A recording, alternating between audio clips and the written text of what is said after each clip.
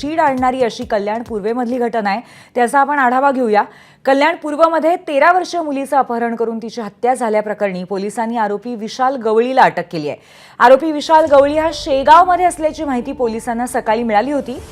यावरून शेगाव पोलिसांनी सापळा रचत शिवाजी चौकातल्या एका सलूनमधून शेविंग करत असताना त्याला ताब्यात घेतलंय।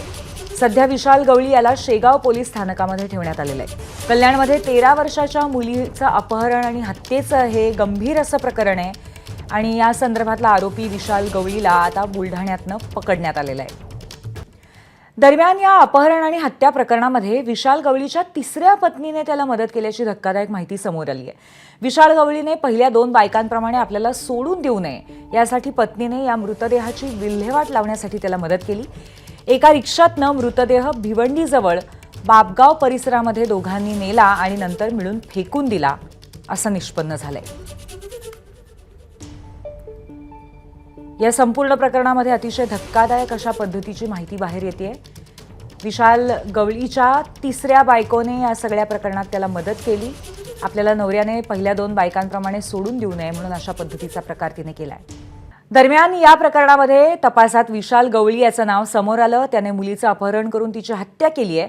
विशाल गवळी हा बदलापूरचा अत्याचार प्रकरणातील मृत आरोपी अक्षय शिंदेपेक्षा सुद्धा वरचढ आहे असं वाटावं अशी परिस्थिती आहे। विशालनी आतापर्यंत 3 लग्न केली आहेत। त्याच्या 2 बायका त्याला सोडून गेल्या आहेत, तर तिसरी बायको एका खासगी बँकेत नोकरीला आहे आणि तिनेच मृतदेहाची विल्हेवाट लावण्यासाठी त्याला मदत केली होती। विशाल गवळीने याआधी क्लासवरून घरी जाणाऱ्या एका मुलीवरती भर रस्त्यात अतिप्रसंग करण्याचा प्रयत्न केला होता।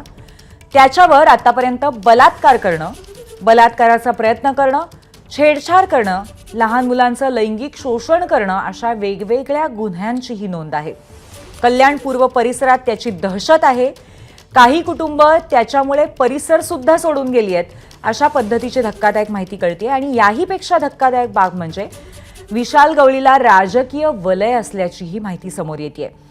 दाखल गुन्ह्यांमधील फिर्यादींना दमदाटी करून ते मागे घेण्यास भाग पाडतो अशीही त्याच्याबद्दल तक्रार आणि चर्चा आहे। त्यामुळे इतका निर्ढाव अशा असलेला, अत्यंत निडर असलेला हा आरोपी, त्याच्या डोक्यावरती नेमका कोणाचा आशीर्वाद आहे असा प्रश्न उपस्थित होतोय। याच प्रकरणी शिवसेना नेते महेश गायकवाड आणि पोलीस उपायुक्त अतुल झेंडे यांनी काय प्रतिक्रिया दिली पाहूया। त्याला राजकीय बळ कोण दिलं एवढे वर्ष, आणि त्यावेळेस ज्या ज्या लोकांनी त्याच्यावरती आरोप केले, त्याच्यावरती गुन्हे दाखल केले, अशा लोकांना या कल्याणपुरीमधून पळवण्याचं काम त्या कुटुंबाला केलेलं आहे। आणि त्यावेळेस पोलिसांनी राजकीय बळी पडून अशा व्यक्तीला त्या ठिकाणी, मला वाटतं की तो जर बाहेरच नसता आला, 5-5 गुन्हे करून जर तो बाहेर नसता आला, तर मला वाटतं ही घटना घडली नसती।